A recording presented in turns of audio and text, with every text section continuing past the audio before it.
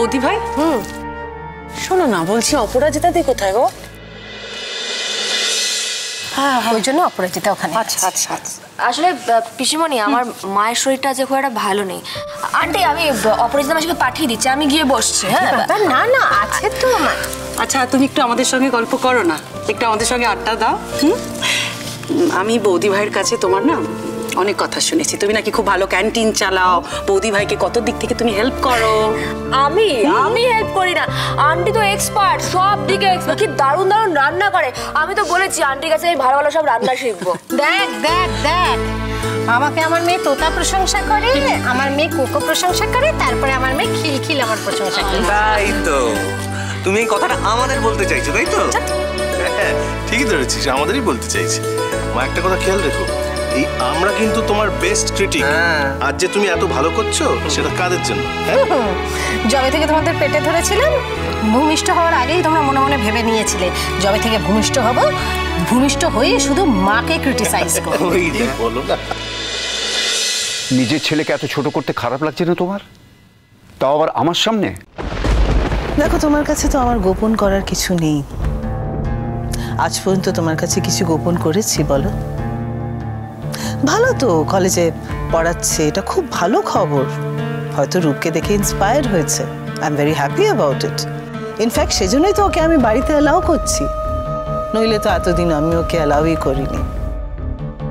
দেখো তোমার মান সম্মানের খেয়ালও তো আমার আছে, আমি তো সেটা ভাবি। ওর মতন একটা লোফার ছেলে যদি বাড়িতে আসতো তাহলে কি তোমার ভালো লাগতো বলো?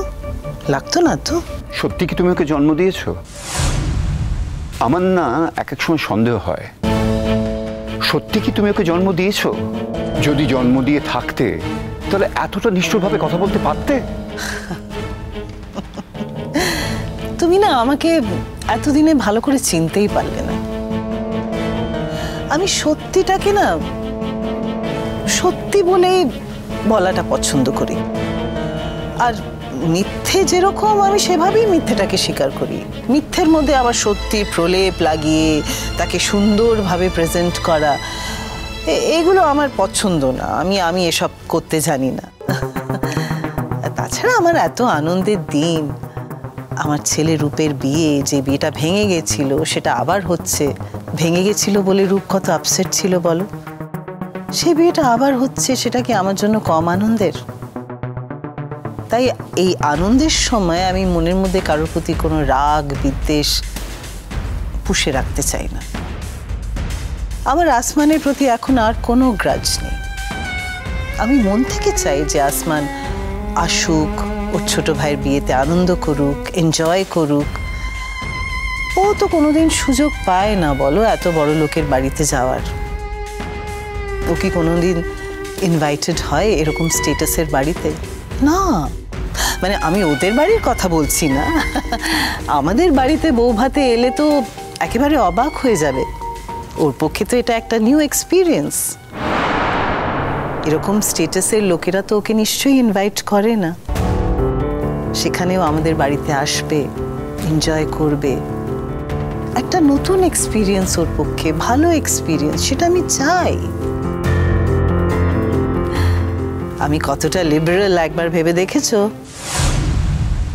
এই যাই বলো, বৌদি কিন্তু একবার তোমাদের ক্লিন বোল্ড করে দিল। একদম না, একদম না। আমরা কোনোদিন মাকে ভালো ছাড়া খারাপ বুদ্ধি দিই কেন? মাকে তোদেরকে বুদ্ধি দিতে হবে কেন? মা কি বুদ্ধিহীন নাকি? মার বুদ্ধি নেই নিজস্ব? এই শুরু হয়ে গেল এই ছেলেদের সঙ্গে সর্বক্ষণ খিটিমিটির সত্যি। এই যে তোমার গার্লফ্রেন্ডের খবরটা দাও। কি কি কি আমি শুনতে পেলাম না। গার্লফ্রেন্ডের খবরটা একটু দিবি। কি খবর দেবো? ভালোই আছে, সে কি আমাদের বাড়িতে বসে থাকবে না? আমি কিন্তু একটু ঝামেলা গন্ধ পাচ্ছি। গার্লফ্রেন্ডের সাথে ঝামেলা হয়েছে, তার মানে বিয়েতে আসবে না? না এলে ভালো হয়, কারণ টানা টানা কথা বলে। আর ওর আর ওর গার্লফ্রেন্ডের মুখটা না এক রকম, দুটোরই ভালো হয়। আমি আসবে বলছিস না? ইনসাইড নিউজ তো দে না। ঝামেলা হচ্ছে একটু।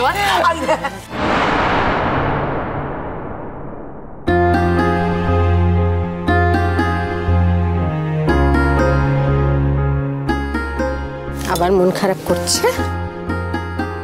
এসো, এসো, এসো। মা, আমাদের কিন্তু একটা বিরাট কাজ বাকি আছে জানেন তো। ওরে বাবা, আবার কি কাজ? কাজের তো অন্ত নেই। নেমন্তন্ন করতে হবে কাউকে? বাবা খালি নেমন্তন্ন আর নেমন্তন্ন, আর কজনকে নেমন্তন্ন করবেন? আমার আর সহ্য হচ্ছে না, এবার চুপ করো তো। চুপ করবো কি গো? এখন তো আমি ওকে ফোন করব। দাঁড়াও, তোমার সামনেই ফোন করি। দরকার নেই, ওকে দেখো না। ওই মেয়েটাকেও ভালোবাসছো, ও খুব কষ্ট হবে। মেয়েটাকে ভালোবাসতো নাকি মেয়ের জন্য যে টাকাটা পেয়েছে সেটাকে ভালোবাসতো? আমি কখনোই বিশ্বাস করি না যে ও টাকা নিয়েছে। আমার ছেলে, তুমি দেখছি তাকে আমার থেকে বেশি ভালোবেসে ফেলেছো। আমি যত না তাকে চিনি, তুমি তার থেকে বেশি তাকে চেনার চেষ্টা করছো। এটা করো না প্লিজ, এটা করো না। This is very disgusting. তোমার এটা বিরাট বড় বদ অভ্যেস। যাকে আমাকে ফোন করতে দাও।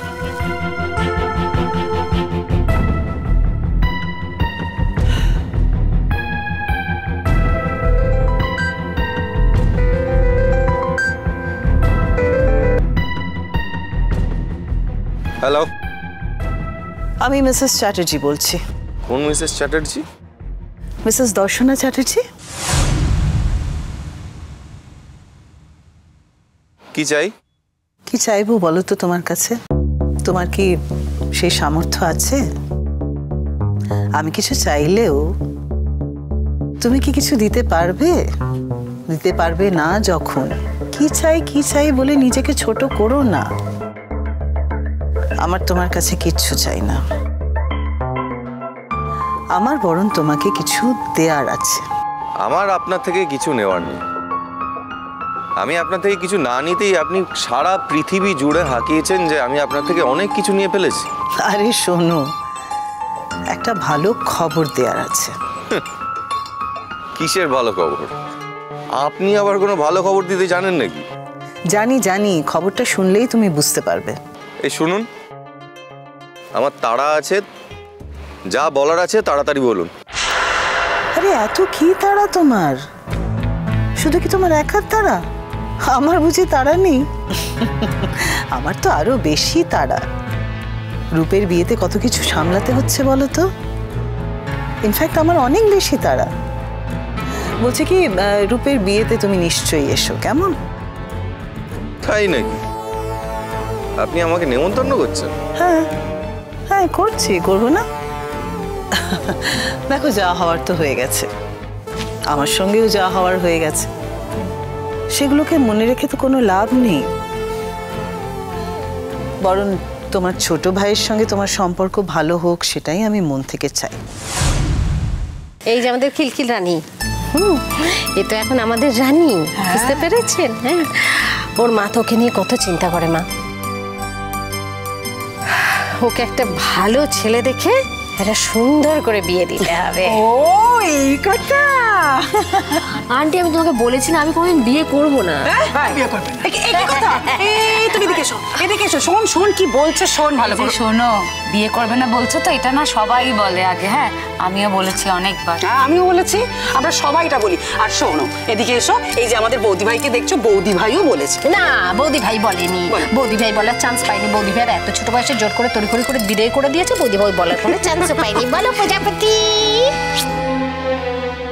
ও, আমি তো আরেকটা খবর শুনলাম দাদা ভাই, আসমান নাকি ইউনিভার্সিটি জয়েন করেছে, আবার তোমার ডিপার্টমেন্টেই নাকি।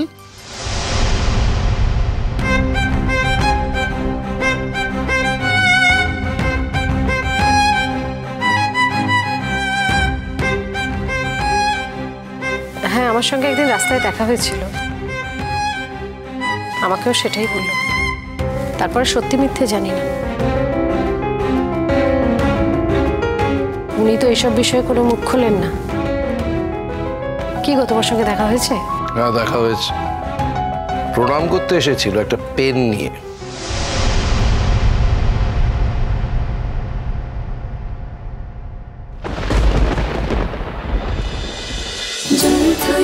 জল থই থই ভালোবাসা।